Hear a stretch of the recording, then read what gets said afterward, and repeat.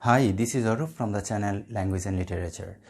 Today I am back with a different lesson. Today I want to talk about literature. You know, I have already posted many videos on grammar and I will continue to make videos on grammar. The importance of language is really very huge in order to understand literature. If you want to understand the literature, any literature, you must understand the language of that particular literature. If you want to understand Bangla literature, you have to understand Bangla language properly. If you want to understand French literature, you have to understand French language properly. If you want to understand English literature, you have to understand English literature thoroughly. So there is no chance to give reduced emphasis on grammar.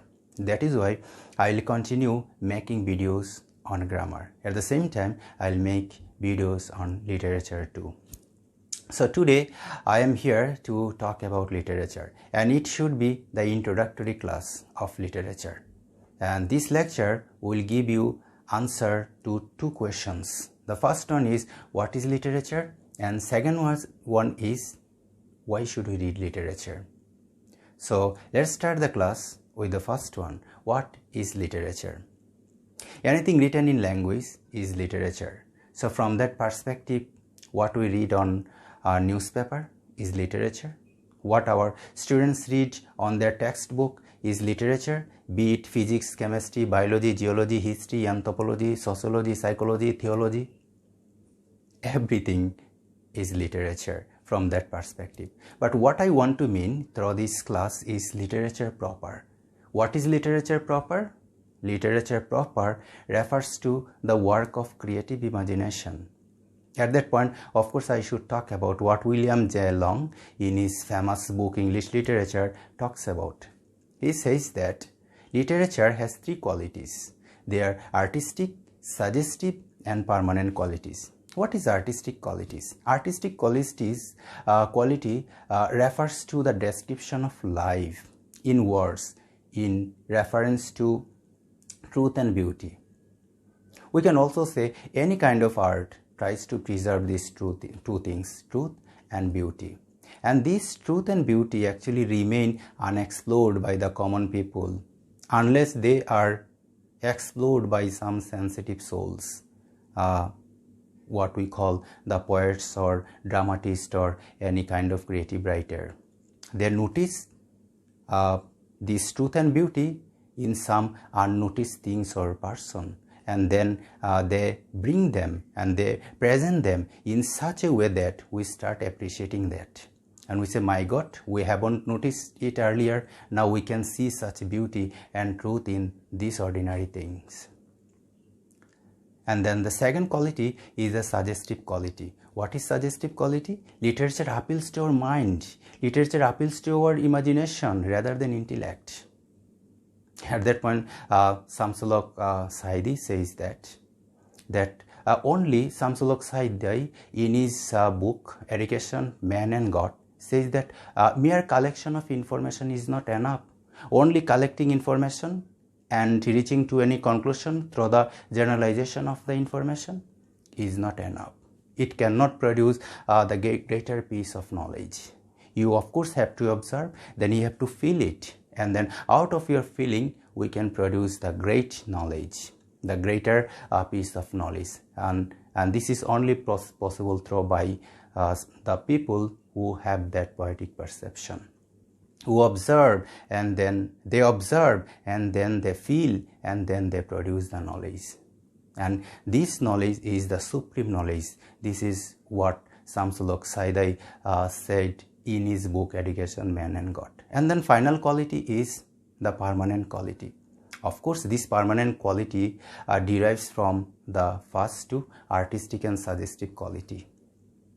Of course, we don't live only for consumption. We live for our ideals. We live for our hopes and aspirations. We live for our likings and dislikings. And we, of course, want to see our dreams come true. And literature preserves our ideals, our dreams, our hopes and aspirations in our writing. And sometimes this writing becomes permanent. This writing achieves permanence. But in order to achieve permanence, it must have another two qualities. The first one is universality and second one is style. The universality refers to such things that any kind of writing must have, appeal to a wide number of people. It must go beyond the boundary of national border, and will definitely would touch the heart of a greater number of people, because it has the universal appeal, because it has the universal qualities. And these objective things, this objective quality is, what should I say, presented in a unique style, and this should be the writer's own style. And style refers to the manner of presenting such universal things. So this subjectivity and objectivity together give the permanent quality of any piece of writing. So these are the three qualities, artistic, suggestive and permanent qualities, that we actually come across in literature. And then if we go to classify literature, we'll see that literature can be classified into two groups, poetry and prose. Both poetry and prose written in language, and there is no any particular group of words reserved for prose or poetry. Sentence is the unit of thought for both poetry and prose. In prose, one sentence is connected with another one in order to form a paragraph, and then paragraphs together make any episode or any bigger piece of writing, such as the chapter or the whole writing. So, but in poetry, one sentence may consist of one or more than one line in order to form verse. Both poetry and prose has underlying rhythm, but in poetry this rhythm is pronounced. In general, poetry has meter, but not all poetry has meter. Meter means the arrangement of stressed and unstressed syllable, and the number of stressed and unstressed syllable gives the different types of, what should I say, metrical composition, be it pentameter or hexameter, like that. So, but not all poetry has metrical composition. So what is the difference between prose and poetry then? In general, poetry has, of course, rhyme. Rhyme means the convention of ending a sentence with a word which has sounds similar to other words in another line in the same stanza, and it is called the rhyme. But we should keep in mind that not all poetry has the rhyme scheme. So how can we differentiate, or how can we find the difference between poetry and prose? Both poetry and prose, of course, are different from free oral communication. In free oral communication, we make lots of mistakes, hesitation, errors. But in writing, be it poetry or prose, we don't see these things because they are more concentrated.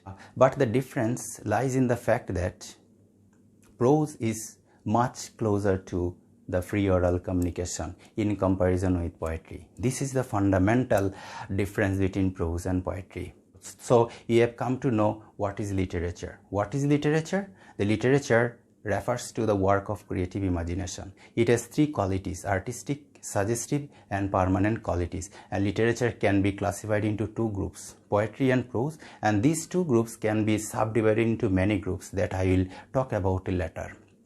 If I go to talk about them today, it will be much longer videos, and that may make you bored. Now we can talk about why should we read literature.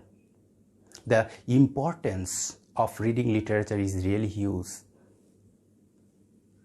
because literature reflects the human mind. Literature talks about human mind. Whenever we go to read literature, we actually come across the mind of that particular community. We actually come to know the hopes and aspirations, dreams, their likings and dislikings. When we go to know about their likings, dislikings, hopes and aspirations, we actually come across their ideal. At that point, the importance of literature is really very huge, because literature deals with one single question, that is, how should we live? How should we live is a moral question. And when we go to follow this question, we actually make ourselves more human. We actually make ourselves more sophisticated.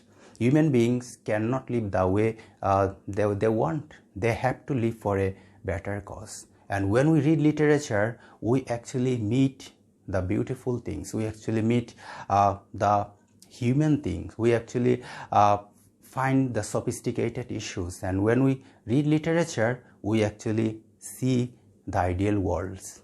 And when we see these ideal worlds, we actually try to present this ideal world in the real life.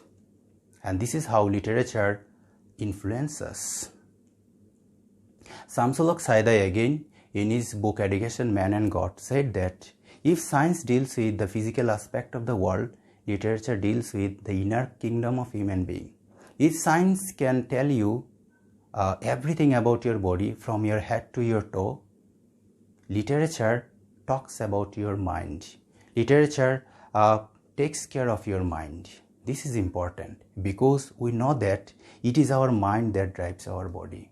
If your mind becomes sophisticated, if your mind becomes the more human, of course you will do the human-like world and you will make the society a very beautiful one, a peaceful one. If your mind becomes the beast-like, of course you will do the beast-like activities, leading a very hectic society.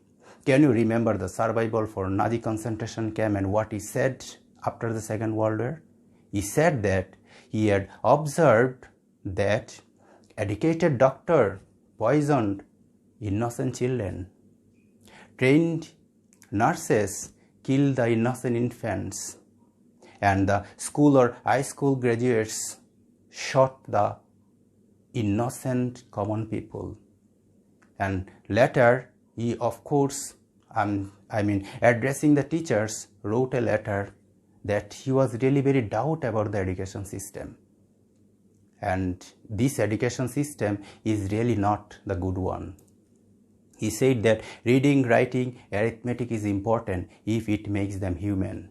Kurt Vonnegut, in his writing, in his small novel, The Breakfast of the Champion, says that we are healthy only to the extent that our ideas are human. And literature makes us human. This is the importance of reading literature. Thank you very much for watching this lecture. Through this lecture, we actually have come to know about what is literature and why should we read literature. What is literature? That literature is the work of creative imagination. Literature has three qualities: artistic, suggestive, and permanent qualities. And literature can be classified into two groups, poetry and prose, and this poetry and prose can be subdivided into many groups that will be discussed later. And at the same time, we have come to know the importance of literature. The importance of literature lies in the fact that literature presents the ideal world. And by reading literature, we become more human, we become more sophisticated. And if we become human, of course, our society will be the human-like. Thank you very much for watching this lecture. Thank you. Take care. Bye.